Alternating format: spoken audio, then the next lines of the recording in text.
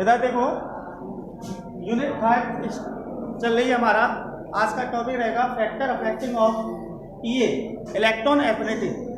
तो एक बार रिवाइज करा दूं, इलेक्ट्रॉन एफिनिटी कहते किसे? तो ये न्यूक्लियस,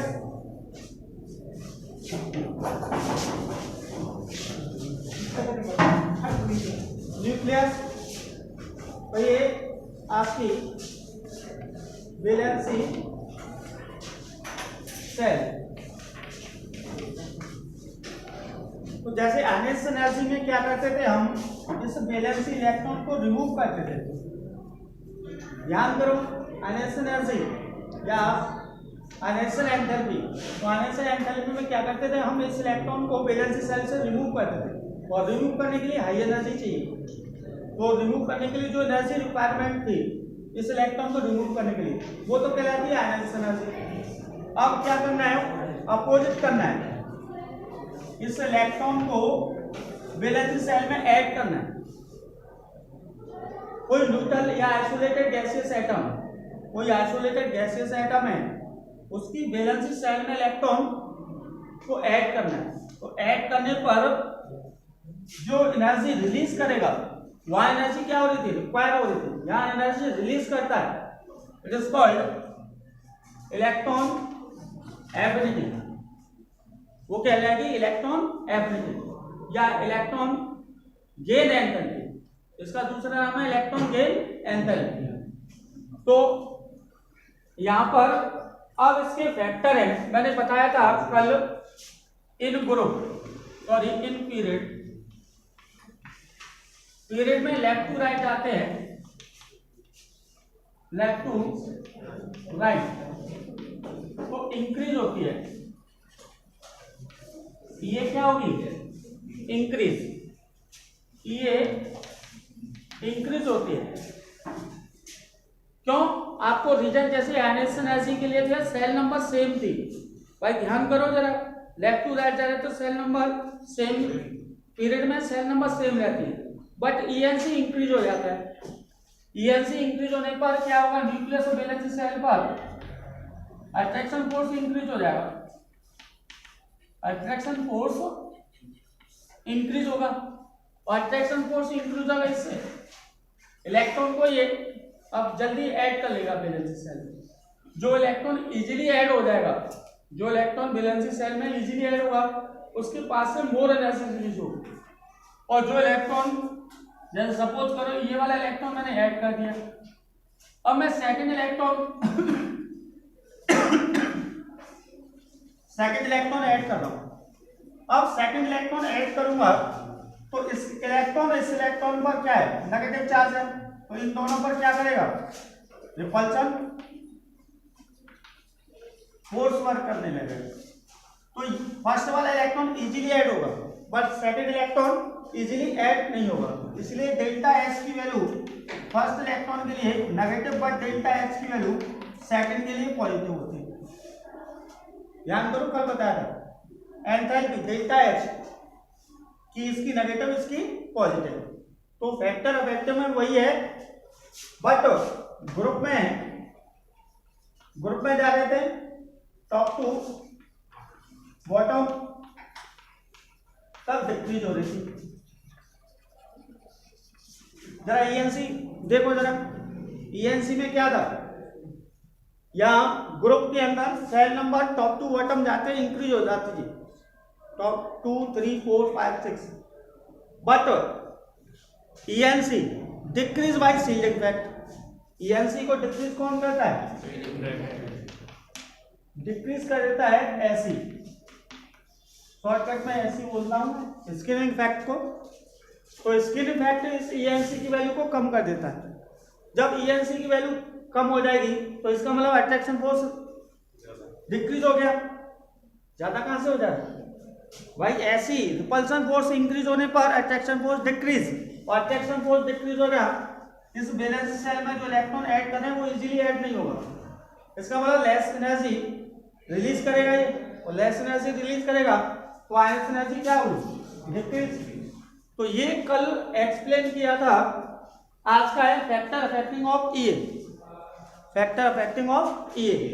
तो फैक्टर अफेक्टिंग में जैसे एनएस एनर्जी में पहला है size of atom, size of atom.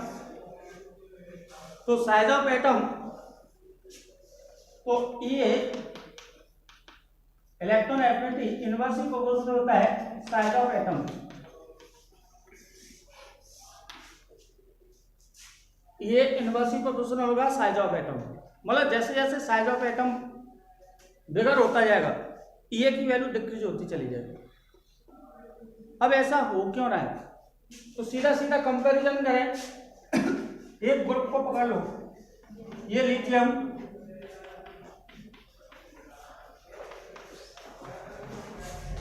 मैंने ग्रुप में पकड़ लिया, फर्स्ट एलिमेंट में ले लिया लिथियम और यहां ले लिया फ्रांसियम। तो आप यहां से टॉप टू बॉटम जाएंगे, टॉप टू बॉटम जाने पर साइज इंक्रीज होता है। ये तो सब लोगों को मालूम है कि टॉप टू बॉटम जाते हैं साइज इंक्रीज होता है, बिकॉज सेल नंबर इंक्रीज हो जाते हैं, बट ENC डिक्रीज होता है ऐसी के रीजन की वजह से।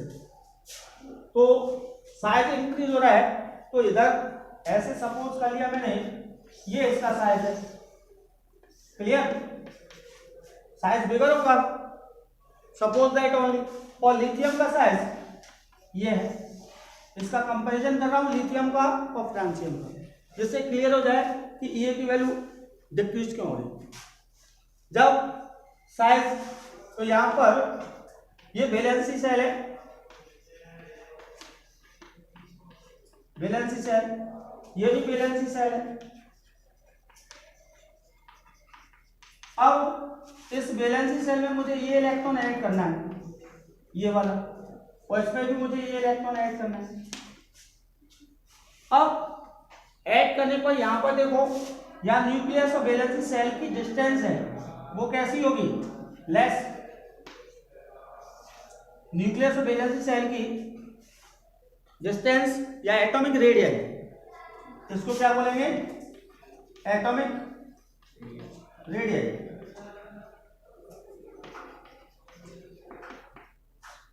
यह एटॉमिक रेडियस लेस है। जब लेस एटॉमिक रेडियस है तो ENC क्या होगा, ENC मोर हो जाएगा, ENC क्या होगा, और ENC मोर का मतलब है ये ENC मोर हुआ। जब ENC मोर होगा तो अट्रैक्शन फोर्स कैसा होगा, अट्रैक्शन फोर्स मोर होगा, क्लियर। जब अट्रैक्शन फोर्स मोर है तो इस वैलेंसी सेल को ये इजीली ऐड कर लेगा, वैलेंसी सेल ये वाला इलेक्ट्रॉन इजीली ऐड होगा। जब इजीली कोई इलेक्ट्रॉन ऐड हो रहा है तो more energy release, more energy release. जब मोर एनर्जी रिलीज होगी तो EA की वैल्यू मोर हो जाएगी, EA की वैल्यू क्या होगी, इसका मतलब एटॉमिक साइज स्मॉलर है तो EA की वैल्यू क्या हो रही है, मोर।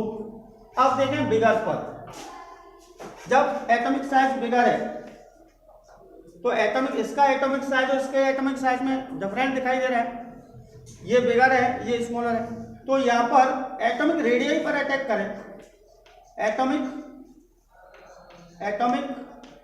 रेडियस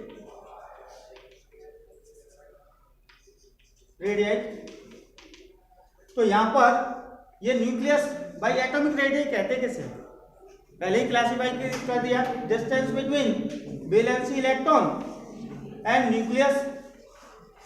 तो यहां एटॉमिक रेडियस बिगर है, इसके कंपैरिजन में। तो जब एटॉमिक रेडियस बिगर होगी तो सबसे पहले ENC देखें, ENC क्या होगा, लेस, ENC क्या हो जाएगा, जब ENC लेस हो जाएगा तो attraction force less.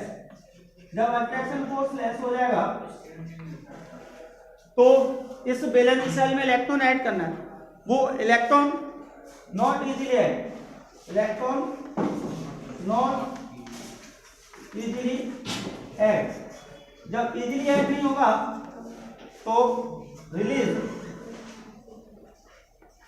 Energy less. जब एनर्जी लेस होगी तो E की वैल्यू क्या होगी बेटा? लेस। इसका मतलब टॉप टू बॉटम गए तो एनर्जी हमेशा ग्रुप में लेस होगी। लेस तो वही रीजन यहाँ पर ये इनवर्सली प्रोपोर्शनल है साइज ऑफ एटम। जैसे जैसे साइज बिगर होता जाएगा एटॉमिक रेडियस बिगर होती चली जाएगी और ENC effective nuclear charge decrease होता चला जाएगा। और इफेक्टिव न्यूक्लियर चार्ज डिक्रीज होगा तो अट्रैक्शन फोर्स भी डिक्रीज होगा और अट्रैक्शन फोर्स डिक्रीज होगा तो ये इलेक्ट्रॉन है इजीली ऐड नहीं होगा वैलेंसी सेल में और इजीली ऐड नहीं होगा तो एनर्जी लेस रिलीज करेगा। भाई एनर्जी क्या करेगा? Less energy. फॉर एग्जांपल हम देख सकते हैं कोई व्यक्ति 5 किलोमीटर की डिस्टेंस मतलब रनिंग कर रहा है, दोनों सेम इक्वल डिस्टेंस है, इक्वल एनर्जी है दोनों पर। अब उनको दोनों को रनिंग करा, एक व्यक्ति 5 kg की रनिंग कर रहा है, एक व्यक्ति 10 kg की रनिंग कर रहा है, तो सीधा सीधा है कि 5 kg के पास से मोर एनर्जी रिलीज होगी क्योंकि 5 किलोमीटर उसने कम डिस्टेंस तय की। और 10 किलोमीटर के पास से कहो कि भाई उसके पास एनर्जी कितनी रिलीज हो रही तो उसके पास से लेस एनर्जी रिलीज होगी। तो जो इलेक्ट्रॉन इजीली ऐड हो रहा है, जब इलेक्ट्रॉन इजीली ऐड होगा इसका मतलब मोर एनर्जी रिलीज करेगा और मोर एनर्जी रिलीज हुई तो E की वैल्यू मोर होगी और E की वैल्यू मोर होने पर वही यहाँ पर फैक्टर कार्य कर रहा है। तो फर्स्ट फैक्टर हुआ size of atom. Clear? First topic clear हो चुका है साइज ऑफ एटम के। किसी को डाउट हो तो पूछो साइज ऑफ एटम पर। क्लियर? सेकंड पॉइंट चलते हैं।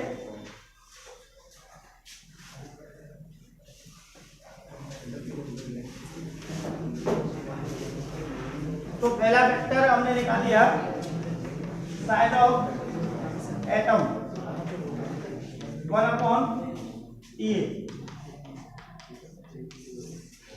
या E inversely proportional size of atom कैसे भी कह लें। अब दूसरा फैक्टर है, पहला फैक्टर, दूसरा ENC, दूसरा फैक्टर है ENC इफेक्टिव न्यूक्लियर चार्ज। आपको बताता है effective nuclear charge attraction between nucleus और valency electron. Attraction between nucleus and valency electron is called effective nuclear charge. तो यहाँ पर ENC देंगे बेटा डायरेक्टली प्रोपोर्शनल होगा E के। तो दूसरा फैक्टर ही है ENC डायरेक्टली प्रोपोर्शनल है किसके? E। जैसे फॉर एग्जांपल मैं पीरियड ले लूं, lithium, beryllium, boron, carbon, nitrogen, oxygen, fluorine ले लिया। अब लेफ्ट टू राइट जा रहे हैं तो सेल नंबर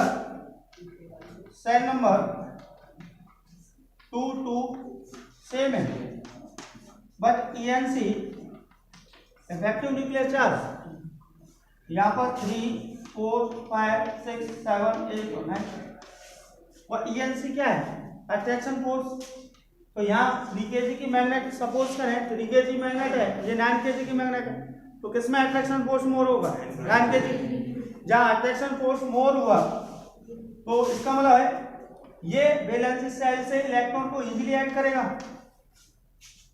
भाई 9 kg का मैग्नेट है तो यहाँ पर ये अट्रैक्शन फोर्स मोर होने पर न्यूक्लियस और वैलेंसी सेल में अट्रैक्शन फोर्स मोर कर दो तो इस वैलेंसी इलेक्ट्रॉन पर ऐड कर रहे हैं तो इजीली ऐड होगा और इजीली ऐड होने पर मोर एनर्जी रिलीज करेगा।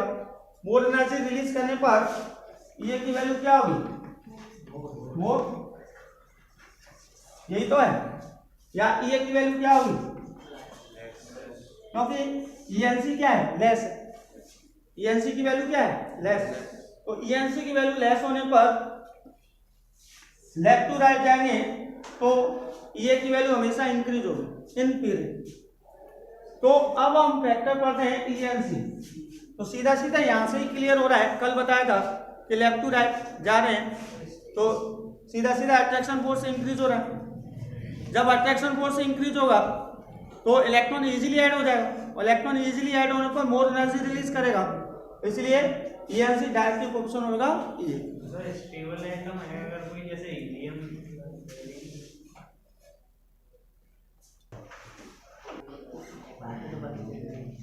चलो बेटा, तो दो वेक्टर क्लियर हो गए, ENC डायरेक्टली ऑप्शन होता है ये।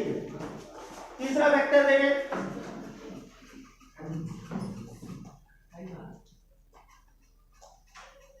Screening fact. इधर देखो बेटा, ये या स्क्रीनिंग फैक्ट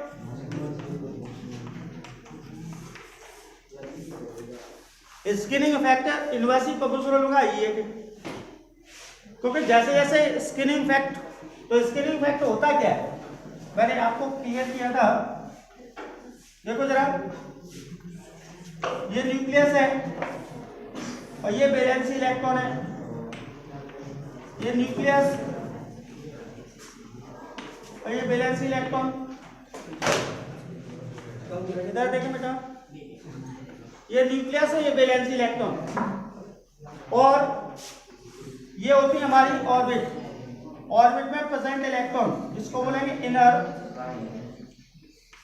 लाइनिंग इलेक्ट्रॉन, इसको बोलते हैं इनर लाइनिंग इलेक्ट्रॉन। तो न्यूक्लियस पर पॉजिटिवली चार्ज और इलेक्ट्रॉन पर नेगेटिव चार्ज, इसलिए इन दोनों के बीच में अट्रैक्शन फोर्स वर्क करता है, अट्रैक्शन फोर्स वर्क करेगा।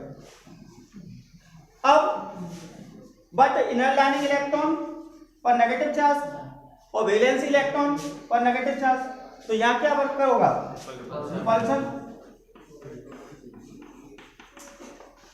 रिपल्सन फोर्स वर्क करेगा।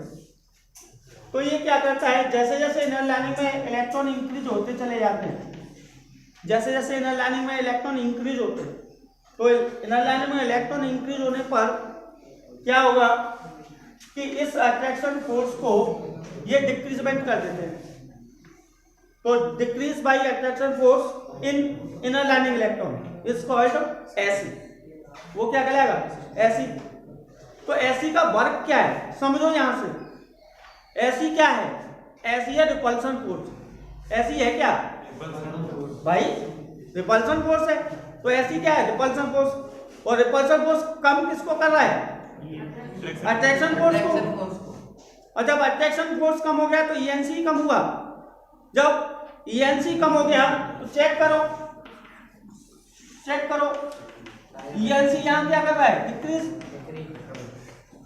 अब जब ENC डिक्रीज होगा, एटॉमिक रेडियस क्या होगी, एटॉमिक रेडियस इंक्रीज।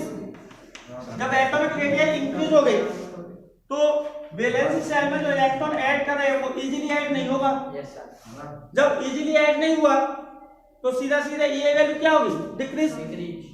तो तीसरा वेक्टर निकल के आया कि ऐसी इन्वर्सली प्रोपोर्शनल होगा ये। क्लियर। तो ऐसी इन्वर्सली प्रोपोर्शनल ये के। और फोर्थ फैक्टर है penetration power.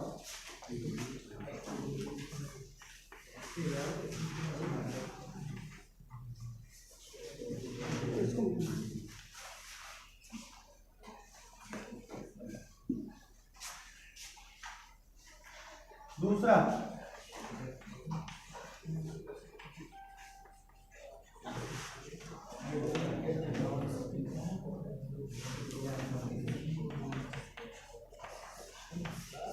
Penetration power directly proportional होता है ये के। पेनिट्रेशन पावर, तो पेनिट्रेशन पावर कहते हैं जो न्यूक्लियस के नियरेस्ट होगा सबसेल, उसकी पेनिट्रेशन पावर मोर होगी। तो एस सबसेल है, एस सबसेल की पेनिट्रेशन, ये आपको आनेक्स एनर्जी में भी कराया था। एस सबसेल की पेनिट्रेशन पावर मोर है, उसके बाद पी की, उसके बाद डी की, डी की, उसके बाद एफ। इसका मतलब है एस सबसेल की ये मोर होगी, कंपैरिजन देन पी के। तो जिसकी पेनिट्रेशन पावर मोर है वो डायरेक्टली प्रोपोर्शनल होता है ये के। भाई पेनिट्रेशन पावर क्या है, न्यूक्लियस के नियरेस्ट है, और जो न्यूक्लियस के नियरेस्ट होगा ENC क्या होगा, मोर होगा। और जब ENC मोर हो गया या ENC क्या होगा, मोर, जब ENC 4 हो गया इस बैलेंस सेल को ऐड करेंगे, इजीली ऐड हो जाएगा और इजीली ऐड होगा तो मोर एनर्जी रिलीज करेगा और मोर एनर्जी रिलीज हुई तो EA की वैल्यू क्या आ जाएगी, मोर। तो ये 4 वेक्टर है जो EA को या इलेक्ट्रॉन एफिनिटी को इफेक्ट करते हैं। तो 4 वेक्टर हमने पढ़े, size of atom, ENC, SE और पेनिट्रेशन फॉर्मूला। क्लियर? तो इसको नोट डाउन कर लो जिसको करना है। क्वेश्चन है why inert guys have almost zero electron affinity. Almost zero कह लें या मिनिमम कह लें, बात एक ही है, जीरो है। तो इनर्ट गैस में helium, neon, argon, krypton, xenon और रेडॉन, यही तो एलिमेंट है। ग्रुप 18 एलिमेंट है वो इनर्ट गैस कहलाते हैं। अब 18 एलिमेंट है वो इनर्ट गैस है, तो यहाँ EC बना के देखो 1s2, इसका EC 1s2, 2s2, 2p3, 2p6। अब इनको कहेंगे ऑक्टेट कंप्लीट, क्योंकि इस फर्स्ट सेल में के सेल में कितने हैं, 2 इलेक्ट्रॉन, एल सेल में कितने हैं 2 + 6, अभी तो 8 हुए, तो ये कंप्लीट है। या फिर हीलियम असप्शन है, क्यों है हीलियम फिर असप्शन है भाई। इलेक्ट्रॉन कहाँ जा रहा है, एस में भाई, इलेक्ट्रॉन कहाँ जा रहा है, एस सबसेल के अंदर जा रहा है और इसका लास्ट इलेक्ट्रॉन पी सबसेल के अंदर जा रहा है। तो ये उसमें कराया था, ये पी ब्लॉक का एलिमेंट है, ये सब पी ब्लॉक का एलिमेंट है, ये एस ब्लॉक का है। कहां से केमिस्ट्री बन गई, अरे बताओ, एस है लास्ट इलेक्ट्रॉन। अभी आपने केमिस्ट्री की पूरी डेफिनेशन पीरियडिक टेबल पढ़ी है, 4 ब्लॉक के अंदर डिस्ट्रीब्यूट किया है, S block, P block, D block, F block. और आपने डेफिनेशन पढ़ी, लास्ट इलेक्ट्रॉन एंटर टू जिस सबसेल में एंटर करेगा वह उस ब्लॉक का एलिमेंट होगा। लेकिन हीलियम तो एस ब्लॉक में, लास्ट इलेक्ट्रॉन एस में जा रहा है तो इसको एस ब्लॉक में डालना चाहिए, लेकिन पी में पटक दिया ग्रुप 18 में, वो भी क्यों, क्योंकि फर्स्ट सेल के सेल के अंदर 2 इलेक्ट्रॉन फिलअप होते हैं, ध्यान करो जरा, वो रूल से है कि नहीं। और हब्बल प्रिंसिपल मिल जाए तो 1s2, 1s के बाद 2 आएगा, 1s के बाद 1p भी तो आ सकता है, नहीं आएगा क्योंकि n की वैल्यू 1 है तो 1 सबसेल है। तो इसलिए इसका ऑक्टेट कंप्लीट है। जब ऑक्टेट कंप्लीट होगा तो सीधा सीधा है कि वो इनर्ट गैस के अंदर रखी है, क्योंकि बाकी की प्रॉपर्टीज इसकी ग्रुप 18 से मिलती है।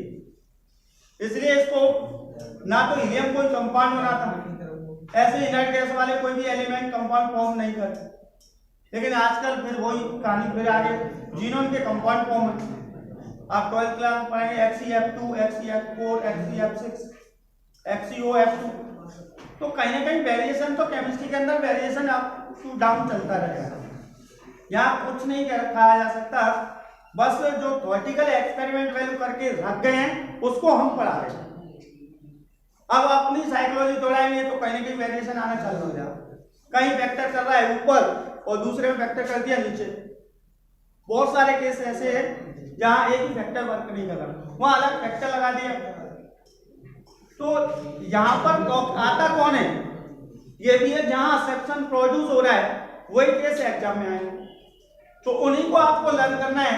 ये समझ लो कि एक्सपेरिमेंट वैल्यू करके रखे, हम कुछ नहीं कर रहे, मैं कुछ नहीं कर रहा, केमिस्ट्री जितने भी पढ़ा रहे हैं कुछ नहीं कर रहे, जो लिख गए एक्सपेरिमेंट वैल्यू उसको पढ़ा रहे। अगर साउथी साइकोलॉजी देखेंगे तो वो तो मैं कहेंगे विचित्र है, मैथमेटिक्स की तरह नहीं, एक फॉर्मूला बता दिया तो सब में अप्लाई हो जाएगा, एक्सरसाइज खत्म हो जाएगी।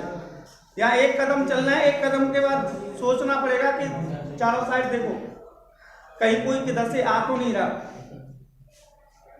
आधी बात समझ। तो ये चीज देखो कि वेरिएशन आ रहा है, तो क्यों भाई इनर्ट गैस है almost zero electron affinity due to stable configuration. क्या है, ड्यू टू स्टेबल कॉन्फिगरेशन, ये इलेक्ट्रॉन को एक्सेप्ट ही नहीं करेगा अपनी वैलेंसी सेल, क्यों, ऑक्टेट कंप्लीट। ऐसे ही By electron affinity of group 15,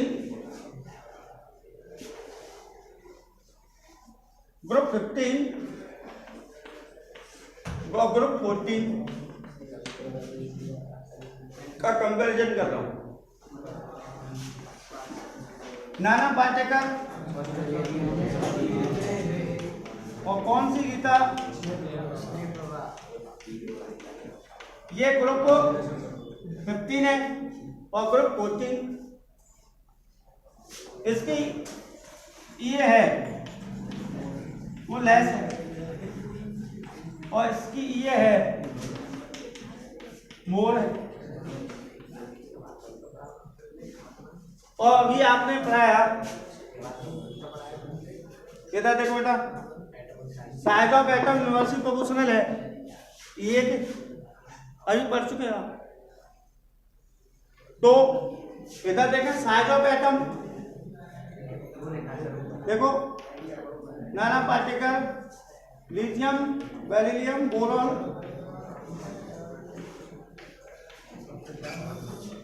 इधर देखो लेफ्ट टू राइट जा रहे हैं, तो ये की वैल्यू क्या हो रही थी, इंक्रीज, ये की वैल्यू क्या हो रही थी, इंक्रीज। तो यहां नाइट्रोजन की ये क्या होनी चाहिए, मोर, नाइट्रोजन की ये मोर और कार्बन की ये लेस है कि नहीं। वो क्वेश्चन उल्टा है, यहां पर ये क्या कर रहा है, लेस है, और ये क्या है, देखना कहां चले, एक कदम नहीं चले जब तक वेरिएशन आ गया। क्यों? क्योंकि नाइट्रोजन का इसी बनाएंगे तो 1s2 2s2 2p3, p में हाफ फील्ड ऑर्बिटल बना लिया। जब जब हाफ फील्ड बनेगा स्टेबल इसी हो जाएगा, जब जब स्टेबल इसी हुआ पीए की वैल्यू लेस हो जाएगी। लेकिन यहां पर कार्बन का इसी देखें,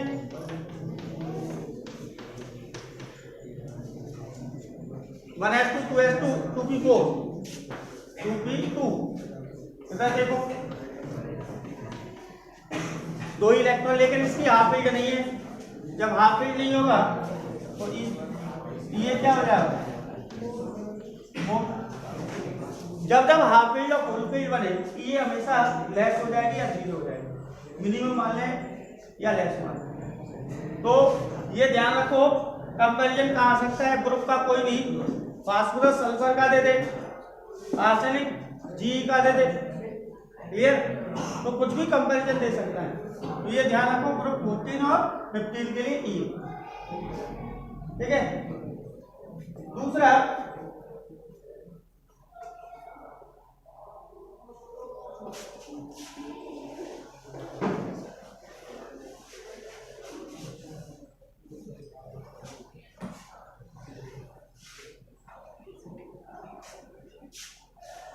फ्लोरीन और क्लोरीन का कंपैरिजन करो। भाई ग्रुप 17 हेलोजन, फूटेकुलर, बराताई अतुल्की, यही तो ग्रुप 17। तो फ्लोरीन और क्लोरीन, अब इधर देखो टॉप टू बॉटम जाओ, टॉप टू बॉटम, तो ये की वैल्यू क्या होती है, ये की वैल्यू डिक्रीज होती है, ये की वैल्यू डिक्रीज होती है। अभी पढ़ाया है हमने, ये की वैल्यू क्या हो रही है, डिक्रीज। अब जब ये की वैल्यू डिक्रीज हो रही है, इसका मतलब इसकी लेस होनी चाहिए और इसकी मोर होनी चाहिए। लेकिन क्वेश्चन क्या करे, क्लोरीन ये या मोर है या लेस है, यहां Cl की ये या मोर है। इधर देखो जस्ट अपोजिट हो गया, अरे क्यों हो गया, कोई रीजन होगा। ये समझो कि यही असप्शन है, यही क्वेश्चन आते हैं बोर्ड में, कंप्लीशन में, जहां असप्शन प्रोड्यूस हो रहा है, क्या उसको मालूम है असप्शन के बारे में, तो जो लिख के बता गए।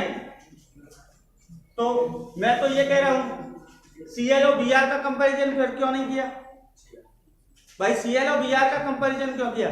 क्या कह रहा है देखो जरा, 1s2 2s2 और 2p5, इसका इसी बना दिया 1s2 2s2 2p6 3s2 और 3p5। इसका लास्ट इलेक्ट्रॉन 3p में एंटर कर रहा है, इसका लास्ट इलेक्ट्रॉन 2p में एंटर कर रहा है। तो 2p की जो ऑर्बिटल का साइज है वो स्मॉलर है और 3p की एटॉमिक साइज बिगर है। तो बिगर है, इसमें इलेक्ट्रॉन इजीली ऐड हो रहा है, इसमें इलेक्ट्रॉन नॉट इजीली ऐड, लेकिन इसमें इलेक्ट्रॉन इजीली ऐड हो रहा है। इसका मतलब जो इलेक्ट्रॉन इजीली ऐड हुआ उसके बाद से ये मोर होगी, यहाँ इलेक्ट्रॉन क्योंकि साइज स्मॉलर होने के कारण यहाँ पर इलेक्ट्रॉन इजीली ऐड नहीं हो पाता क्योंकि साइज स्मॉलर है 2p ऑर्बिटल का, साइज 3p ऑर्बिटल का बिगर है। अब इसका कंपैरिजन और देख लो, तो तुझे बिगर ही चाहिए तो Br की और बना देते हैं। अरे Br की में क्यों नहीं बनाया कंपैरिजन? अब क्या करेगा बता? तो केमिस्ट्री पढ़ाने वाले को शांत पूर्वक रहना पड़ता है कि बस वेरिएशन देख बेटा, कि जहां से क्वेश्चन है जैसे हम कर रहे हैं वैसे ही आप लोग करो, कि वेरिएशन को ध्यान रखो, कहाँ वेरिएशन बन रहा है बस। और क्या हो रहा है केमिस्ट्री के अंदर, वेरिएशन को पकड़ो सबसे ज्यादा, उसका सिलेक्शन केमिस्ट्री में पक्का। जिसने वेरिएशन पकड़ लिए वही क्वेश्चन आएगा, सिंपल ट्रेंड पर नहीं आएगा। ज्यादातर मोस्टली जहां भी कंपटीशन है तो कहीं ना कहीं वेरिएशन जरूर होगा, 99% वेरिएशन होगा। तो आपको केवल माइंड के अंदर सेट करने वेरिएशन कहाँ है। ये 14 और 15 में वेरिएशन आया और ग्रुप 18 में आपको वेरिएशन नॉर्मल दिखाई दे रहा है और फ्लोरीन और क्लोरीन में। तो जहां क्वेश्चन बन रहे हैं उनको हम बता रहे हैं, ये एक्सपेरिमेंट करके कर चुके हैं वो, और उन्होंने बताया है ऐसा होता है, उसी को हम लोग पढ़ा रहे हैं बस। क्लियर? तो ये एक्टर ऑफ एक्टिंग ये कंप्लीट होता है। कल हमारा टॉपिक चलेगा EL, electronegativity. Third point start होगा इलेक्ट्रोनेगेटिविटी।